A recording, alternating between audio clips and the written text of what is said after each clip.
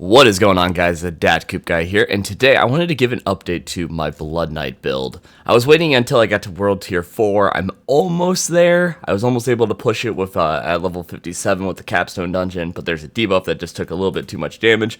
But I wanted to give an update because it's been quite some time, and there's been a lot of changes to the builds and certain things that have been going out there. So without further ado, I want to give you guys my update for at least World Tier 3 going into World Tier 4, what I've been doing, because I've changed things a lot. So you're still going to go with Hemorrhage, all the way up into Innate Hemorrhage for the Fortified ability and the healing. If in the event that you are doing just farming content, Reap is actually a little bit better, especially with the attack speed bonus, where you can get like a lot of essence and really spam the later abilities. So keep that in mind. You can always switch between the two. For pushing content, though, I do Hemorrhage as it gives me those heals. But once content becomes regular and easier, you can start doing Reap into Initiate's Reap right there, where it just instantly kills it. Now from here, you're going to want to obviously get Blood Surge. Blood Surge is your main ability. It does lots of damage and can overpower. It also gives you a little bit of healing too. Just overall, really nice to have. Now, you also want to increase your Essence as, you know, more Blood Surges, obviously. Next, you're going to go with Blood Mist and all the way up to the Fortify. You don't really care so much about this ability as you just care about the immune, where it's able to break out of a lot of things, or if you're surrounded by enemies, it gets you out of the fray. It also partners up with Rathma's Vigor and makes it to where each of its tick does overpower, and it's just a super powerful combination. Now, this is where most of the changes have happened since my last build. We were talking about Corpse Explosion and things, and it's fine, but it does require a bunch of skills and points to make that whole combination work. I've actually found that it's easier when we get into the curses here. So one of the curses I picked up is Iron Maiden. It just does a flat amount of damage. And then I also made it to where it doesn't cost essence, so we're not wasting essence. And then we have it to where it gives us a heal as we're killing a lot of the creatures. This is one of the ones that you can change if you want to, but I really like it because it partners up with the other one, which is Decrepify, which makes it to where they just deal flat, like, less damage. And it also has a slow, so if it's an enemy that likes to bounce around and hit you from afar, makes it a lot easier. In addition to that, it has a chance to stun. It doesn't happen all that often, but when it does, it's very nice. And the other thing is that it instantly kills things that are below 10% life. This actually works with elites, so that's very nice when you're dealing with like elite. You get it down a pretty decent amount, pop that bad boy, good to go.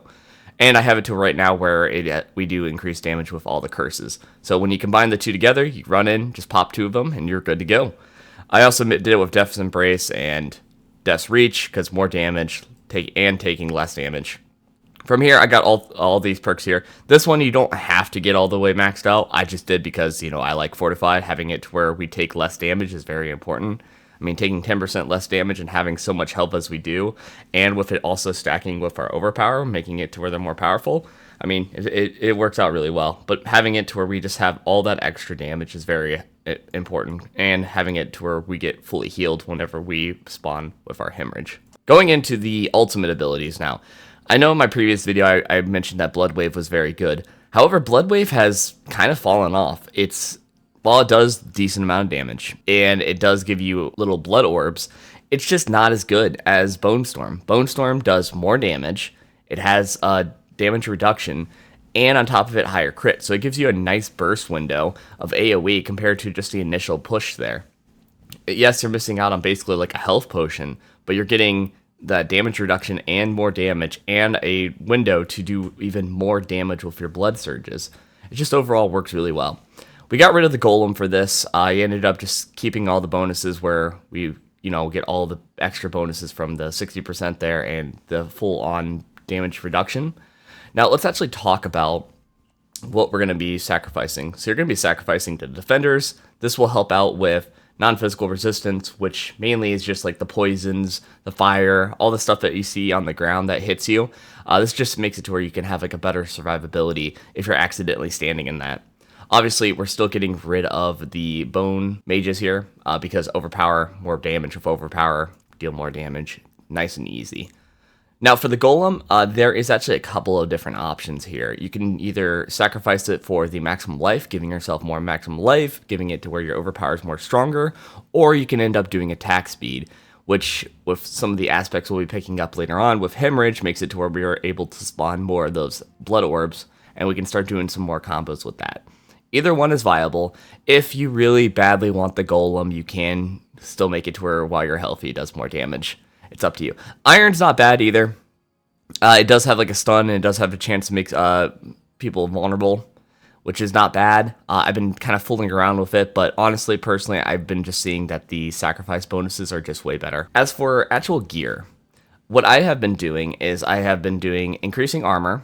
So you gain armor from any form of damage stacking up, which is super good. You know, having more armor, less damage, what the build's all about, especially with fortify. From there, you're also the blood mist one, where it makes it to where it causes corpse explosion, just makes it to where it does even more damage when partnered up with Rathma's Vigor. So it's like you're already doing a massive amount of damage with the overpower, but also making it to where they pop corpses. Just good. Then also having it to where we deal more damage while standing still, where I mean, most of the time we're standing still, popping blood surges and hemorrhage. So makes sense.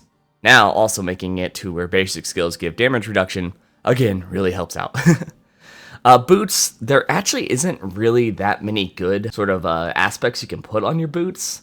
I've been kind of fooling around with it, but I haven't been able to find anything, so that's completely up to you. Now for the weapon, I have right now where Blood Surge does an Echo, where it does 70% less damage. Now, there are better ones. You can make it go all the way up to 60% less damage, which is very nice. I just had a low aspect for this one, but you definitely want to get something a little bit better if you can, possibly. But this is your main damaging ability, so obviously that's the way to go. Now, having it to where we damage an elite enemy, it gives us a barrier. This is super important. This is actually one of the most important aspects to get, as having that will make it to where when you're jumping into the fray, into combat, elites are like the one thing that can kill you.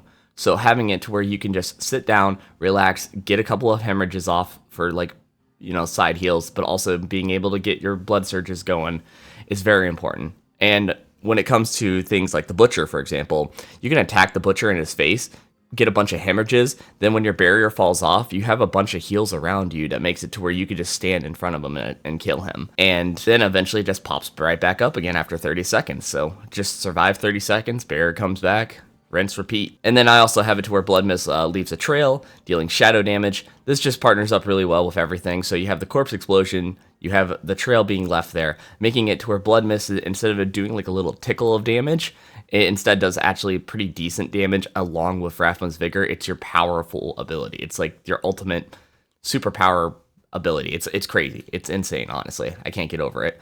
Next is having it to where basic skills increase the attack speed. This is just basically just to pop more hemorrhages and have it to where more blood orbs form, but also just basically to help out with the essence problem, because we're going to be constantly wanting to get more and more essence with blood surge. That's why like a lot of people, they do the corpse explosion where they try to get more essence that way.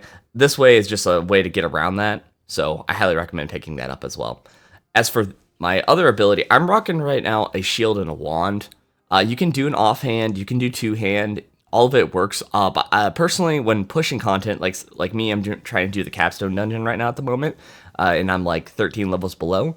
Having it to where this bubble pops up is super nice. It basically, whenever you are knocked out of being healthy, which makes it to where a lot of our perks fall off, it gives you like that little bubble to kind of reevaluate, get some side heals, get whatever you need cleared, so that way you can do some more damage. Now, let's talk about the Paragon. Paragon system, overall, when you're starting in your beginning tree, you're not even going to bother with resistances or the health area. Resistances are just not working as intended. Not to mention, when you go into higher world tiers, they are able to get past the resistance by like 40%, and then I think it's like 60%. And then as time goes on, resistances are just not going to matter as much, which is kind of like a useless stat at the moment. You're mainly actually going to go to the right side of the tree. Your main thing is with any normal nodes, you're trying to get as much willpower as possible.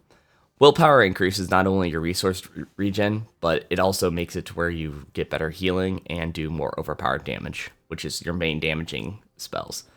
From there, you're actually just going to be increasing not only your health, but also the damage. So here I have 20% more damage. Over here I have 20% more damage. Just overall more damage. It's always nice to have. Going into the first abilities here, we're actually going to be doing Bloodbath.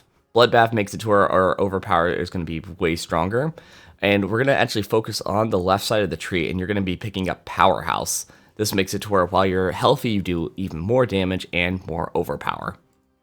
Now, after we kind of build up from the tree, and you go to the right, We're going to build up to the left, and this is where we're going to do our first couple of things here. So the one that you're going to be going for is Bone Graft. And I know what you're thinking, why are you going for bone skills when it's all about, blood-based abilities? Well, I'll show you here. As you are going into the tree, you're actually just going to go right over to this section here. And this is where you're going to pick up all the maximum essence here, where it increases your essence and you get essence based off of kills. This is going to be super important as this will help out with essence regen a lot more, making it to where we can do multiple different blood surges here. Now, once we get Bloodbath, we could go all the way up here. We could try to get all this stuff here, but in reality, the whole reason that we're doing this tree is to quickly bounce out of it because there's less perk points going from here to there. So from there is when we are going to get it into our next tree, which here, I'll just reset it real quick. You're actually going to go into, let me find it right here, Blood Begets Blood, which is where it increases our damage based off of all those blood orbs that we're spawning. And from there is when, if I actually rotate it a little bit here, this is where we're going to rotate it. And then from here, you're going to pick up more damage with Overpower. So doing even more, especially with the Legendary node. And then we're just going to go right up here, pick up the Legendary node, and then you'll be good to go. So that's what you're going to be doing with the Paragon system, all the way up into the max level there. You'll have 2 Legendary nodes, all that Overpower, and it'll look very good. Alright, without further ado, let's show you guys some combat. So for this content, I wanted to include me actually pushing the Capstone Dungeon, and this is when I was starting to try out some different parts of the build. And one of the things is, when you first jump into combat, having that Blood Mist pop is so nice. It does so much damage, and it does a good amount of ad clear, so I usually open up with that. From there, I'm just trying to pop as much blood surges as possible, that way I can get it up to 5, so I can do a massive overpower if need be. From there, it's mostly just dropping the curses on the ground, making sure that those enemies are cursed, so that way I can deal even more damage and pop those overpowers. Having all these combinations together with all the heals on top of it makes it to where we're very tanky, and with having the shield, it makes it to where we are less likely to take as much damage, helping us push a lot of this content out there. Overall, it just combos and synergizes so well together that even though I'm 13 levels below, I'm still able to push a lot of the content here. So yeah, that was a look at our combat there. Now, jumping in, just doing some general tips. Basically, when you first jump into fights, you're going to want to put both of your curses on the ground. This will make it to where they deal less damage, they're slowed, and on top of it, they'll take more damage, and it'll give you more essence, and on top of it, if they die, which they'll probably die with these 2 combinations of that, and with your blood surges, and then it'll also heal you. From there, your super powered Blood Mist with Rathma's Vigor makes it to where it's very powerful, gives you Fortified, and leaves a trail with all the aspects that we've been talking about. And you can pop Bone Storm with it. So popping Bone Storm, popping it, you have massive amounts of AoE damage and healing and everything else. All that you really need. Hemorrhage just to give you a bunch of pocket heals, and with all the attack speed that we gain with it and damage reduction, makes it to where it's a very powerful spell compared to like some of the other things out there. You can switch it for Reap once you get the content on farm, but in the beginning I recommend Hemorrhage for pushing content. Blood Surge, your main ability, does lots of damage, and it really helps out. With all those combinations of skills, you'll be able to really be a tanky Blood Knight and push a lot of the content out there. I want to thank you guys for watching. Make sure to subscribe. I'm currently leveling up a lot of different other characters. I kind of got burnt out of the Necromancer at the moment. I am going to try to push it up to World Content 4, and then once I get it to that point, I'll give you guys any updates if any changes and whatnot. But I kind of am loving playing my Rogue at the moment, and I want to get those guides out there and trying to finish up with the Druid as well. Anyways, be sure to check the links in the description down below for any of the skill trees and talents and other updates. And always check the comments. I always try to keep everything updated, and I answer any questions that you guys might have. Anyways, I'll see you guys next time.